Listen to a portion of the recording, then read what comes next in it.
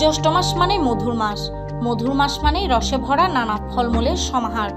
আর এই জ্যৈষ্ঠ মাসের একটি জনপ্রিয় ফল হচ্ছে আম।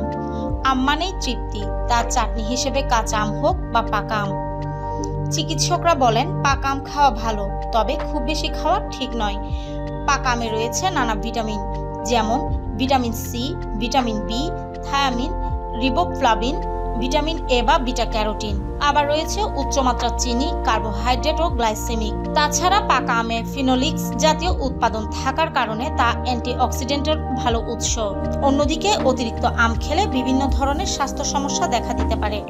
অতিরিক্ত মিষ্টি এবং ক্যালোরির কারণে ওজন বৃদ্ধি ডায়াবেটিস রোগীদের জন্য সমস্যা। এছাড়াও অতিরিক্ত মিষ্টি আম খেলে আর কি সমস্যা হতে পারে চলুন জেনে নেওয়া যাক। রক্তে গ্লুকোজের পরিমাণ বাড়িয়ে দেয়। পাকা আম অ্যাজমা বাড়িয়ে দেয়, কিডনি রোগীদের সংক্রমণ বাড়িয়ে দিতে পারে, ওজন বেড়ে যায়, রক্তে শর্করার পরিমাণ বাড়ে, ট্যানিন উপাদান শরীরের ক্ষতি করে, ডায়রিয়া হওয়ার সম্ভাবনা থাকে, শরীরে অ্যালার্জির পরিমাণ বাড়িয়ে দেয়, চুলকানির মাত্রা বাড়িয়ে দেয়, পেটে গ্যাসের সৃষ্টি করে, আর্থ্রাইটিস ও সাইনোসাইটিস রোগকে বাড়িয়ে দেয়, হজমের সমস্যা সৃষ্টি করে।